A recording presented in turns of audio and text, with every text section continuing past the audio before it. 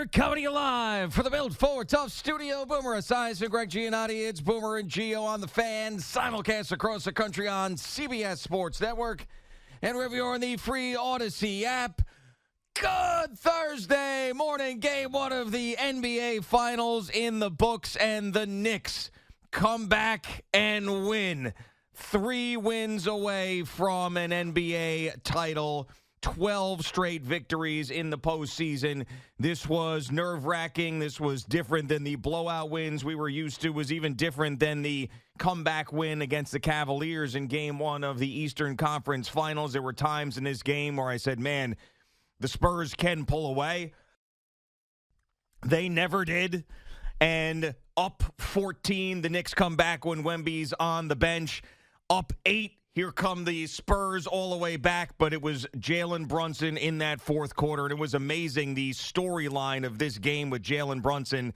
He's not shooting well, has the knee issue, goes back. Who knows if they shot him up or not? I don't know. Then he's got an ankle issue, and he looks like he's pissed off after the play continued and he was on the ground grabbing his ankle. And ever since that moment, he seemed to really turn it on. And, of course, in the fourth quarter, takes over the game. Just incredible stuff. I mean, it is truly unbelievable what we are witnessing, but there's still 3 more to go. Good morning, Boomer. How are you? You know what? I am unbelievably great this morning, and I don't care how much sleep we get. I really don't. I mean, I'm going to stand up. I'm going to stay up. I'm going to enjoy this, and I'm going to take it all in because I have never seen it before. I've never seen it like this.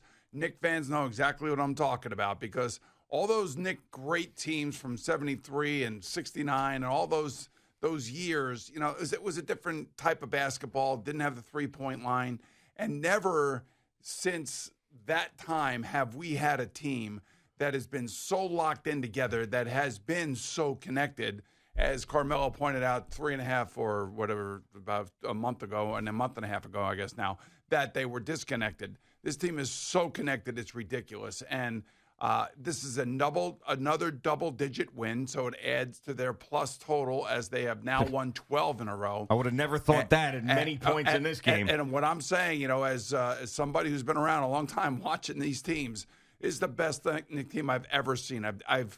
And they all do a little bit of everything. And Mike Brown's got a lot of guys that are participating. And obviously Jalen Brunson takes over the fourth quarter. He does great. The Knick defense takes over the fourth quarter. They forced 13 turnovers. They hit all their free throws. I thought a couple of big shots in this game. Of course, Jalen Brunson's 3 from the corner late. You have OG Anunoby throwing up 3 3-pointers. You have Deuce throwing up a three-pointer. He hit 2 of them. Yeah. Shamet hit a couple. I mean, you got so many guys that have skin in the game, and then Josh Hart and even Richard Jefferson said at the end of the game last night, "Can I have a moment for Josh Hart?" You know, he didn't score but 3 points, and he's a guy that knows when his shot is off, he's not looking for it. He just doesn't look for it, and he wants to get somebody else involved. But he'll go after that ball. He'll get a rebound. He'll tip a steal. They forced 13 turnovers yesterday.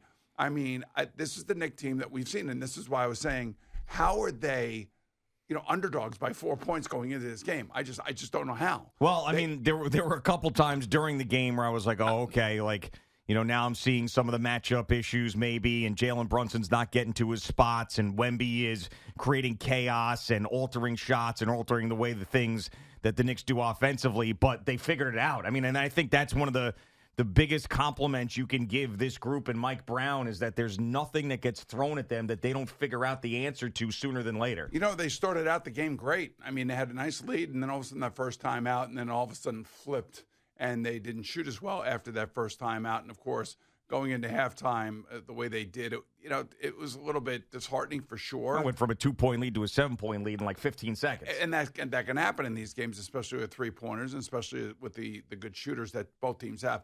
I thought what I was worried about for the Knicks was because I thought they were missing some shots late in this game that they really haven't been pushed in a game in a long time late in the fourth quarter. Like they have been sitting out those fourth quarters. And I was thinking, okay, man, are they tired? Are their legs just kind of not getting underneath them when they're shooting? And then all of a sudden, Jalen Brunson starts doing his thing. His little floaters and his little, step back jumpers, getting in the lane. There was also 4 straight possessions where he missed shots, and San Antonio really couldn't capitalize on that, even though they did come shots. back. But, yeah, they were missing shots as well. And you're right about all these guys and everybody doing their part. I mean, you could talk about each one of these guys that logged minutes and how important they were last night. And Karl-Anthony Towns, after last year, all the issues that he had, needed to turn into a different player for the Knicks to be able to be at this level, and he absolutely has. And the way that he was beating Wemby off the ball early on in this game, just blowing by him, the defense that he was playing on him, the fact that he wasn't committing dumb fouls, he was a leader as he was mic'd up. You heard some of that stuff. I mean, this guy needed to change who he was on the court to be a champion, and he has done every bit of that in this year and in the postseason, and it's incredible to watch. And Josh Hart with the rebounds. I mean, he was getting called. He got 3 fouls quick, but this guy goes after that basketball like his life is on the line. It's like a pit bull. I mean, it's unbelievable, man. And it's just like we talk so much about, how much these guys care in pro sports these days and the money they make and blah, blah, blah.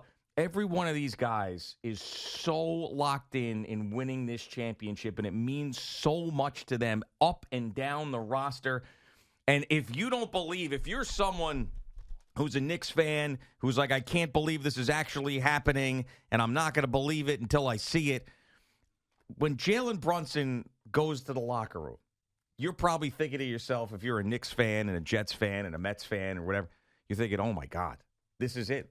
This is what happens to my teams. Here he goes. He's going to go into the locker room, and he's not going to come back, and he's going to have some sort of torn knee, and he's going to be out forever as he, quickly goes out of the game and is limping. Then he comes back, and you're like, okay, great, he's back. Then he goes down with an ankle, and you're like, oh, this is just not going to happen, right?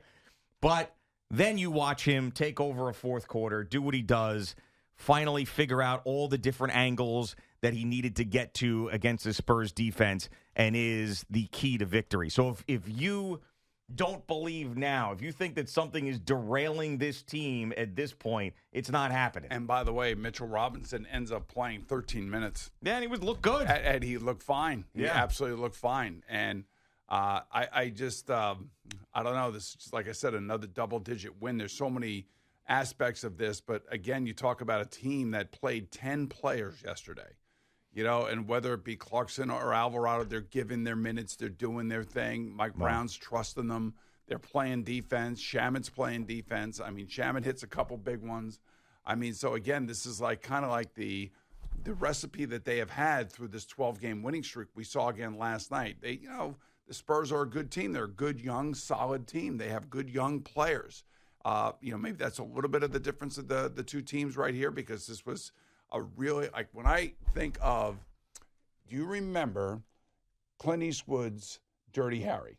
Well, yes. I mean, it's an all-time American classic movie. Do you feel lucky today? Yeah, Do you, punk? Yeah. Right. So you feeling lucky? Yeah, right. Right. He had this look about him, and something was pissing off Jalen Brunson at the end of the game last night. I don't know what it was. It was something at the scorer's table or something. I'm not really sure. I don't think he was yelling at an official. I mean, I know Scott Foster was right there, and then he was talking to Foster, but then there was something else that was bothering him, and I'm not sure what it is. Maybe I don't know if we talked about it. I didn't listen to all the post game, obviously. Right? But. No, he did not get asked that direct question at the end of by Lisa Salter. I know that. I'm talking about afterwards when he's at the at the podium desk and all at the podium. Yeah, but what I saw though is I saw that Dirty Harry look that he has, where he is walking off the court and he's got this determination, this determined face. There's no smile, there's no ounce of celebration. And even in his post game with Lisa Salters, he's talking about we got to work on things, we got to get better on things. There's a real drive and determination there that is, because I guarantee you, he hears what Becky Hammond said. He hears what Draymond Green said. He's hearing, the people that are going to question who he is because of his dominion. And early on in this game, those people could have felt emboldened by those takes because of the way that it was going. Yeah, but that's why they have 4 quarters. But what I'm saying is that it just shows you that even when things look like they're going a certain way, Jalen Brunson isn't going to let it happen. And that same look, and that's why I mentioned it early, that same look in his eyes happened when he was screaming at Scott Foster for not stopping play. When he rolls the ankle and then Cornette steps on it and he's laying on the floor and he goes right up to Foster, he starts screaming at him, and you could see it in his eyes. And then right after that, he started playing differently. It was like this shot of adrenaline went into him as like, I am not messing around. There's so few guys in pro sports that especially can, around here, right? That can like dictate play in the way that he can. And I know. Listen, it could have been a disaster if he did miss 4 shots in a row in the fourth quarter. and late. we all probably felt like pass the ball. Enough. Stop trying Right. to be hero. But then ball. again, he brought him back and got him a lead, and Yeah. it was all him. And it's like it's one of those catch-22 situations. But it was the Knicks defense. It was the lack of shooting. I mean, Julian Champagnie was unconscious in the first half and was horrendous in the second half, clanging basketballs all over the place. So obviously that didn't last. And yeah, I mean, and OG, big buckets for him. Oh my God! late in this game, and also hitting the free throws. He and Bridges hitting free throws. Yep. I mean, Mitch got on the free throw line. Yeah, no, I don't. It was like People were hoping he was going to do the underhand thing. Didn't do the underhand thing. Just straight line drive off the front of the rim. But I got to wonder if they gave him some pain medication or something, because it looked like whatever he did to his hand didn't seem to affect him much. He was handling the ball. He was rebounding the ball. I mean, the other thing too, this Luke Cornett, he understands what they're trying to do with Mitch Robinson. with the lobs. With the lobs, he's done a really good job of like being able to defend both of them. One of them goes in and one of them doesn't, and so that's going to be interesting moving forward. But that was obviously something that they were very aware of, and something that they defended, and Cornett defended it really well, both getting in the way of Josh Hart, and then also getting in the way of Mitchell Robinson. And the one they're showing on CBS Sports Network now was the successful one. It was the end one. Obviously, Mitchell Robinson didn't make the free throw, but that was good to see that they were still trying that stuff. And, Wemby was not great last night. And we know he's going to play better than that. I would imagine he's going to play better than that in game 2. But, the way I was really surprised at how much Cat was on Wemby in this game. I thought we were going to see more of OG on Wemby, and I got a little bit worried about it early on because Foul trouble. Well, of course. I mean, and he was just spectacular against him. And then, like, Who was you that said it, or Evans said? Somebody said it around here that if they let the finals play out physically, the Knicks are going to win. Like if they do the ticky-tack foul thing, which they didn't do. That was Jerry who said that. Was that Jerry who said that? It was. Sorry, yeah, okay. it was Jerry who said that. I want to give Jerry credit then. Yeah, absolutely. And I think last night you saw a little bit of that. Yeah, for sure. And Karl-Anthony Towns, by the way, who is someone who, we talked about having to get in the best shape of his life, and Rick Pitino came on and said he's got to cut down the body fat and all these things. And Wemby, of course, is thin and younger and everything else. Karl-Anthony Towns blew by him 3 or 4 different times like Wemby was a traffic cone. I mean, I couldn't believe it. Wemby did get him one time. No, I know he did. With the big block against the backboard, but still. One of the other key plays was when Jose Alvarado went underneath the basket and the ball hit the backboard, and and then obviously when Wemby hit, I think the ball still went in, but they called goaltending. In other words, like, they're aware. They know, like, you could tell they're aware. They understand that they got the 7'4" behemoth back there, and he's got his arms all over the place, and it is adjusting some of their shots. And Tim Legler and Richard Jefferson were talking about that last night, and how difficult that can be. But, I think once the Knicks kind of settle down, again, OG was big. OG was really big in that third quarter.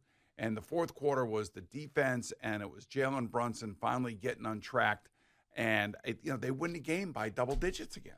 Yeah, it was interesting, too, about, like, the running and that mentality of the Knicks up and down the court. So you had the broadcast was talking about how important it was for the Knicks to run because they didn't want the Knicks' worst matchup against the Spurs defensively is when they get set in their defense.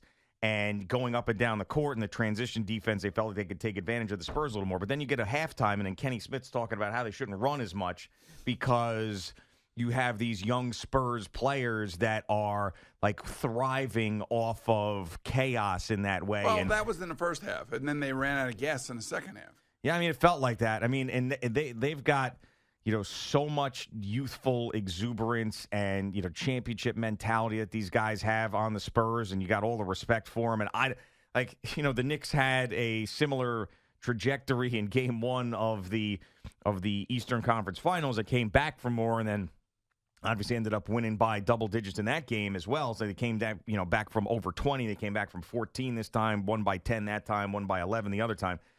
I don't know if they're going to take off like they did in the next 3 games against the Cavs. I don't think that that's possible, but I mean, that's sort of what they did against the Cavaliers was they got that first game sort of out of the way. They found a way to win it. Now, that was a home game for the Knicks. This was on the road, which is even more impressive. And then, boom, to the moon, they figured it out. Yeah, I just think that the fact that you pointed out that Karl-Anthony Towns did what he was doing and was aggressive going to the basket and not waiting for three-pointers. And even like Mikal Bridges had a good game. He didn't shoot great. No, he didn't. No. But when he got to the line late in the game and you had to make some free throws, he and OG made their free throws. Yeah. And so did Jalen. I mean, so I don't know. This is the exact Knicks team that we have seen through this run. This is what they do. And then they pull away late, in this case, against a very good young San Antonio team. Nobody's saying that they're, not a good team. They're young. I don't know what to tell you. And, whether it be Dylan Harper played really well. I felt like Julian Champagnie was playing well, as you said, the first half. De'Aaron Fox didn't play well. No. And they were talking about how it didn't look right. Mike Breen said, yeah, he's just not 100%. So maybe the Knicks are catching a break a little bit there. And then, I just felt like there were times where they were pushing Wemby out of the way. Like there was the physical nature of the game that, they were allowing a little bit of contact. They let some things go. And if they're going to let it go like this, as Jerry pointed out, and I want to give him credit for it, then the Knicks are going to be able to win this thing. Yeah, I really loved when it was pointed out by Richard Jefferson that you could feel the anxiety of the crowd in the fourth quarter when the Knicks ended up going up by 8. Now, obviously, the Spurs came back and the Knicks ended up pulling away late. But I really loved that observation because it was in that moment where all the Spurs fans and all the people that believed that the Western Conference was better and that the Knicks didn't play anybody or whatever, where they were realizing in real time, right. This team is for real.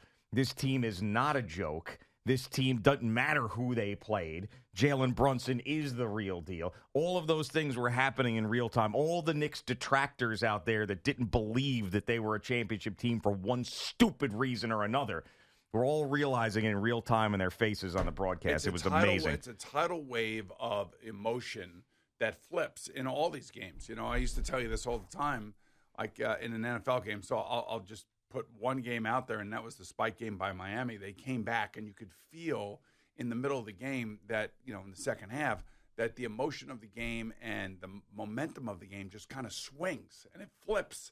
And if you're on the other side of that flip, like we were on that day, you're trying to do things to flip it back.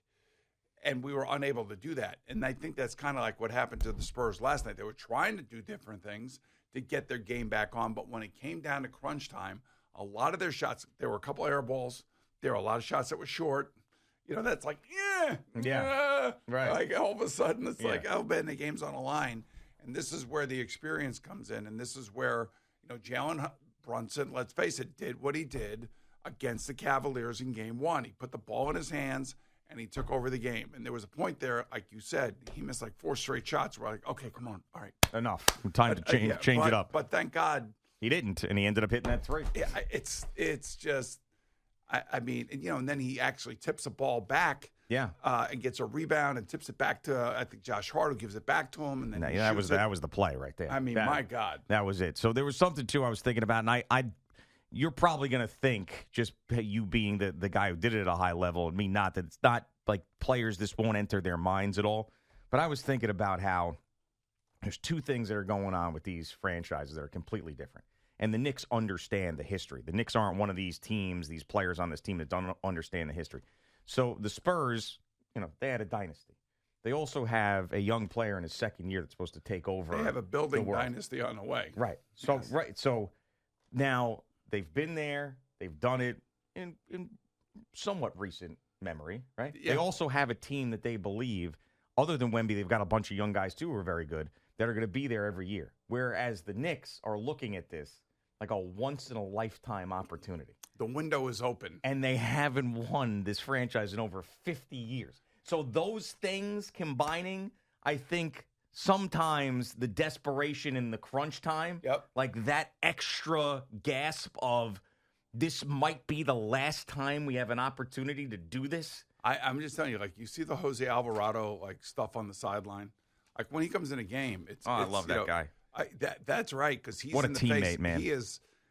Both he and Landry Shamet are that way. Yeah, I feel like they're both that way. And they're such, and they're both integral parts of supporting the starting five and doing what they do. And then, of course, did Deuce hit the backboard on that three?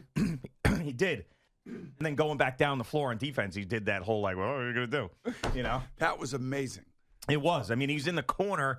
I was like, how the hell did he get the shot off? And then he banks it off. And I don't even know how physics could work in that way. I feel like it's like it skidded off the backboard or something. Hey, but it went in, and it was a critical shot. Yeah, that's what I was like, oh, they're winning this game. Yeah. That thing goes in. All right, Boomer and Gio just getting started. Game and what a morning. Yeah, game 1 in the books. The Knicks are up 1. Al, buy us breakfast. Will you get some breakfast going? Let's go. He already did his one meal of the year. Yeah, I did my meal. No. I think we need a Knicks celebration breakfast for this morning. Here's the problem. We're not done. I don't have gift cards for any place in the city. Jesus God.